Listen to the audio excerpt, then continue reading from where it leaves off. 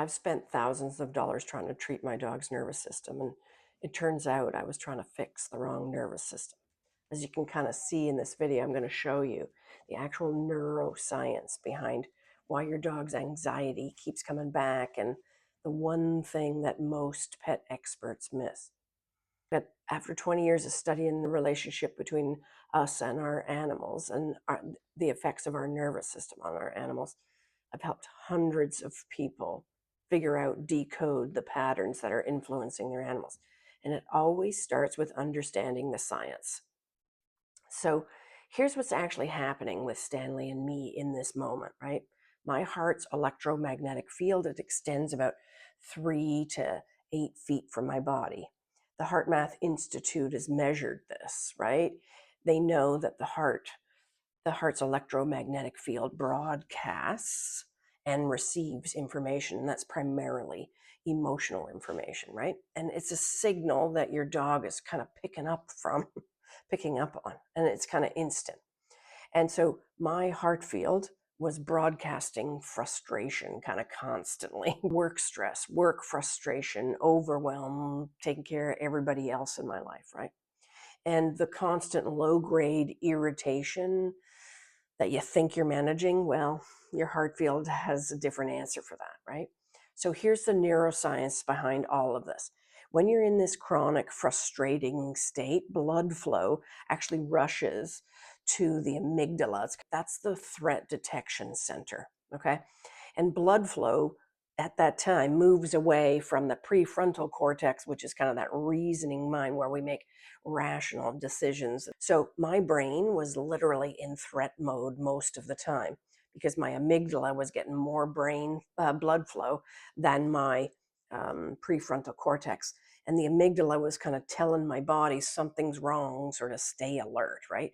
And then that feeling broadcasts through my electromagnetic field. Okay, so Stanley's mirror neurons at that point, these are neurons that are in the brain that all animals have that kind of say, whatever everyone else is feeling around us, we need to feel the same in order to feel safe, right? So his mirror neurons are kind of picking up on how I'm feeling, okay? And his nervous system then synced to mine, and his heart rate started to match mine, and his cortisol would spike just like mine did, right? That's why he was anxious, barking at the door, pacing, couldn't settle. Getting his winter gear on, like I'm doing in this video, was virtually impossible. He'd kind of spin and pull away, and it was just a total fight. And several times we just didn't go for a walk because it was so brutal. And here's where it kind of gets messy, right? Like my frustration got worse because of his behavior, but it wasn't driving my frustration. I was frustrated from all other aspects of my life, which kind of ramped up that amygdala, right? And it took sort of conscious logical thought away because I wasn't getting blood flow to that prefrontal cortex.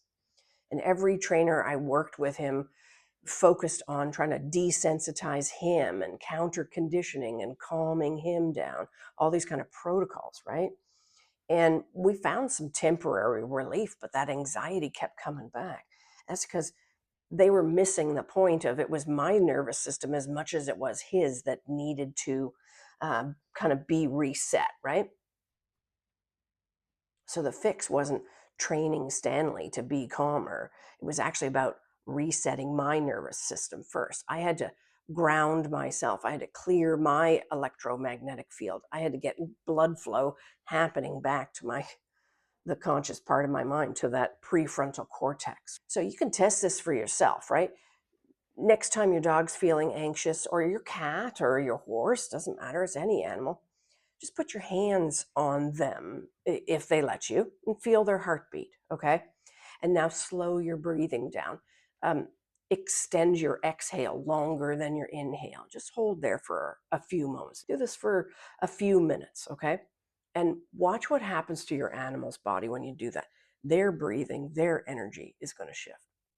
Their nervous system is waiting for yours to show them that it's safe. So if your animal's anxiety kind of keeps cycling back, and every expert you hire is helping sort of Comment the word loop below, because the problem isn't just them. It's the electromagnetic loop between you that nobody's really addressing.